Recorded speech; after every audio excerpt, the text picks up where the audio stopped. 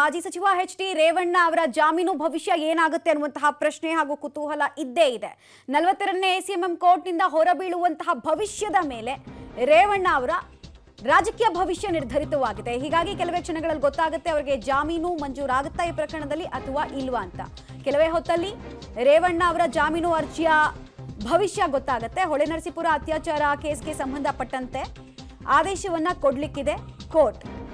ಇನ್ನು ರೇವಣ್ಣಗೆ ಜಾಮೀನು ಕೊಡದಂತೆ ಎಸ್ಪಿಪಿ ಅವರ ವಾದ ಮಂಡನೆಯ ವೈಖರಿಯನ್ನ ನಾವು ಗಮನಿಸಿದ್ವಿ.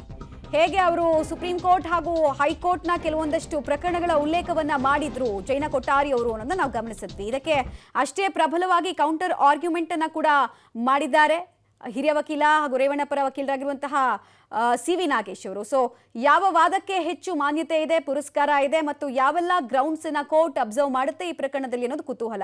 ಸಿ.ವಿ. ನಾಗೇಶ್ ಅವರ ವಾದ ಮಂಡನೆ ತುಂಬಾ ಇಂಟ್ರೆಸ್ಟಿಂಗ್ ಆಗಿತ್ತು. ಬಿಕಾಸ್ ಅವರ ವಾದದ ಲೈನ್ ಆಫ್ ಪ್ಯಾಟರ್ನ್ ಇದ್ದಿದ್ದು, ಲೈನ್ ಅಂಡ್ ಲೆಂತ್ ಆರಂಭದಿಂದ ಕೂಡ ಇದ್ದಿದ್ದು, ಪೊಲೀಸರ ತನಿಖೆಯಲ್ಲಿ ಲೋಪ ಆಗಿದೆ, ದೂರಿನ ಪ್ರತಿಯಲ್ಲಿ ಲೋಪ ಆಗಿದೆ, ಚಾರ್ಜ್ ಶೀಟ್ ಸಲ್ಲಿಕೆ ಸಂದರ್ಭದ ವಿಚಾರದಲ್ಲೂ ಕೂಡ ಒಂದಷ್ಟು ತಪ್ಪುಗಳಾಗೋ ಚಾನ್ಸಸ್ ಇದೆ. ಕಾರಣ ಮೂಲ ಎಫ್ಐಆರ್ ಪ್ರತಿನಲ್ಲೇ ಲೋಪದೋಷಗಳಿದೆ ಅಂತ ಎತ್ತಿ ಹಿಡಿಯೋ ಕೆಲಸವನ್ನು ಮಾಡಿದ್ರು.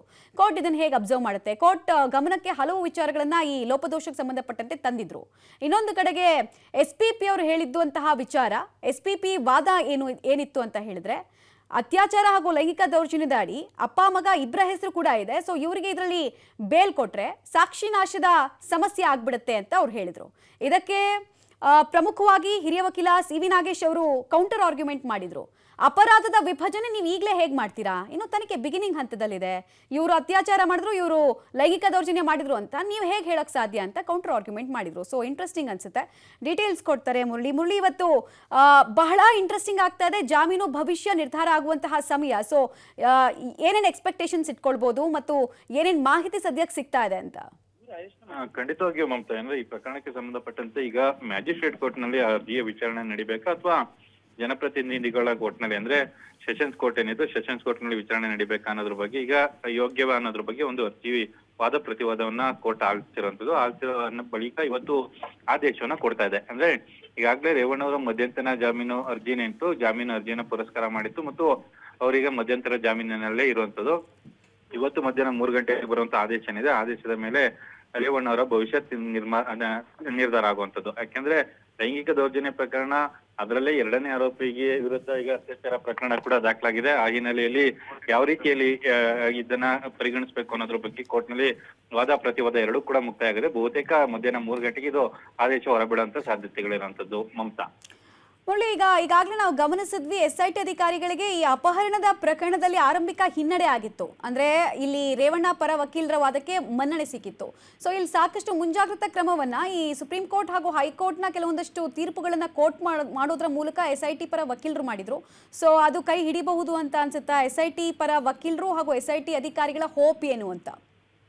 ಮಮತಾ, ಏನಂದ್ರೆ ಟ್ರೀನಟ್ ಅಂದ್ರೆ ಕೊಲೆ ಪ್ರಕರಣದ ಒಂದು ಉದಾಹರಣೆಯನ್ನ SIT ಪರ ವಕೀಲರು ಒಂದು ಕೊಡ್ಲಿಕ್ಕೆ ಒಂದು ಪ್ರಯತ್ನವನ್ನ ಮಾಡ್ತಾರೆ. ಅಂದ್ರೆ ಕೊಲೆ ಮಾಡಿದ ಸಂದರ್ಭದಲ್ಲಿ ಒಬ್ಬ ವ್ಯಕ್ತಿ ಚಾಕುವಿಂದ ಚುಚ್ಚಿ ಹತ್ಯೆನ ಮಾಡಿರ್ತಾನೆ, ಅದರ ಜೊತೆಯಲ್ಲಿ ಇದ್ದವರು ಕೈಯಿಂದ ಹಲ್ಲೆ ಮಾಡಿರ್ತಾರೆ. ಅವರನ್ನ ಪ್ರತ್ಯೇಕ ಮಾಡಿ ಇವರನ್ನ ಪ್ರತ್ಯೇಕ ಮಾಡಿ ಶಿಕ್ಷೆನ ಕೊಡ್ಲಿಕ್ಕೆ ಆಗಲ್ಲ. ಅದಕ್ಕೆ ಆ ಹಿನ್ನೆಲೆಯಲ್ಲಿ ಕೊಲೆ ಪ್ರಕರಣ ಅಂದ್ರೆ ಅದರ ಜೊತೆಲಿ ಇರುವಂತ ಎಲ್ಲರ ವಿರುದ್ಧವೂ ಕೂಡ ಅದೇ ರೀತಿಯ ಆಕ್ಟ್ ಅನ್ನ ತೆಗೆದುಕೊಳ್ಬೇಕು ಅಂತ ಹೇಳಿ ಉಲ್ಲೇಖವನ್ನ ಮಾಡಿದ್ರು. ಆಗ ಅದಕ್ಕೆ ಕೌಂಟರ್ ಆಗಿ ಸಿ.ವಿ. ನಾಗೇಶ್ ಅವರು ಅಂದ್ರೆ ರೇವಣ್ಣ ಪರ ವಕೀಲರು ಒಂದಷ್ಟು ಮಾಹಿತಿಯನ್ನ ನೀಡ್ತಾರೆ.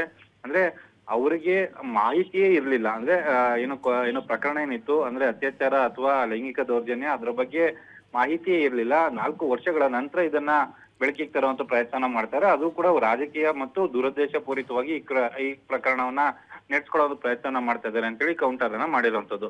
ಆ ಹಿನ್ನೆಲೆಯಲ್ಲಿ ಅರ್ಜಿಯ ವಿಚಾರಣೆಯನ್ನ ಮಾಡ್ಬೇಕಾ ಬೇಡವಾ ಅನ್ನೋದ್ರ ಬಗ್ಗೆ ಇವತ್ತು ಮಧ್ಯಾಹ್ನ 3 ಗಂಟೆಗೆ ಒಂದು ಆದೇಶವನ್ನು ಕೊಡ್ತಾರೆ. ಆದೇಶವನ್ನು ಕೊಟ್ಟ ಬಳಿಕ ಆ ರೀತಿ ಏನಾದ್ರು ಮ್ಯಾಜಿಸ್ಟ್ರೇಟ್ ಕೋರ್ಟ್ ನಲ್ಲಿ ಅರ್ಜಿಯನ್ನ ಮುಂದುವರಿಸಲಿಕ್ಕೆ ಅವಕಾಶಗಳಿದ್ರೆ ಜಾಮೀನನ್ನ ಮುಂದುವರಿಸ್ತಾರೆ, ಅಥವಾ ಜನಪ್ರತಿನಿಧಿಗಳ ನ್ಯಾಯಾಲಯ ಅಂದ್ರೆ ಸೆಷನ್ಸ್ ಕೋರ್ಟ್ಗೆ ಏನಾದ್ರು ಅದನ್ನ ಕಳಿಸ್ಬೇಕು ಅಂತ ಹೇಳಿದ್ರೆ ಆ ಸಂದರ್ಭದಲ್ಲಿ ಯಾವ ರೀತಿ ಆದೇಶ ಬರುತ್ತೆ ಅನ್ನೋದು ಸದ್ಯದ ಕುತೂಹಲ ಇರುವಂತದ್ದು ಮಮತಾ. ರೈಟ್, ಧನ್ಯವಾದ ಮುರಳಿ ತಮ್ಮೆಲ್ಲ ಮಾಹಿತಿಗಾಗಿ. ಒಟ್ಟಿನಲ್ಲಿ ಇವತ್ತು 3 ವಿಚಾರಗಳು ತುಂಬಾ ಇಂಪಾರ್ಟೆಂಟ್ ಆಗುತ್ತೆ. ಈ ಜಾಮೀನು ಅರ್ಜಿಯ ತೀರ್ಪಿಗೆ ಸಂಬಂಧಪಟ್ಟಂತೆ ಒಂದು ಸೆಷನ್ಸ್ ಕೋರ್ಟ್ಗೆ ಇದನ್ನು ಮೂವ್ ಮಾಡಬೇಕಾ ಅಥವಾ ಮ್ಯಾಜಿಸ್ಟ್ರೇಟ್ ಕೋರ್ಟೇ ಜಾಮೀನು ಕೊಡೋದಕ್ಕೆ ಬರುತ್ತಾ ಅನ್ನೋ ವಿಚಾರ ನಿರ್ಧರಿತವಾಗುತ್ತೆ. ಎರಡನೇದು ಅಪರಾಧದ ವಿಭಜನೆ ಬಗ್ಗೆ ಪ್ರಶ್ನೆಯನ್ನು ಎತ್ತಿದ್ದಾರೆ SPP ಅವರು. ಅಂದರೆ ಒಂದು ಕೊಲೆ ಪ್ರಕರಣ, ಈಗಷ್ಟೇ ನಮ್ಮ ಪ್ರತಿನಿಧಿ ಅದನ್ನು ಕೋರ್ಟ್ ಮಾಡ್ತಾ ಇದ್ರು. ಸೊ ಉತ್ತರ ಪ್ರದೇಶದ ಒಂದು ಕೊಲೆ ಪ್ರಕರಣವನ್ನ ಅಲ್ಲಿ ಕೋರ್ಟ್ ಮಾಡಲಾಗಿತ್ತು. ಸೊ ಅದು ಇಲ್ಲಿನ ಕೋರ್ಟ್ನ ಅಬ್ಸರ್ವೇಷನ್ ಏನಾಗಿರುತ್ತೆ ಅನ್ನೋದು ಕೂಡ ಕುತೂಹಲಕ್ಕೆ ಕಾರಣ ಆಗ್ತಾ ಇದೆ. ಹಾಗೆ ಅತ್ಯಾಚಾರದ ಸೆಕ್ಷನ್ ಇದರ ಇನ್ಕ್ಲೂಡಿಂಗ್ ಬಗ್ಗೆ ಕೂಡ ಒಂದು ಪ್ರಶ್ನೆ ಇದೆ.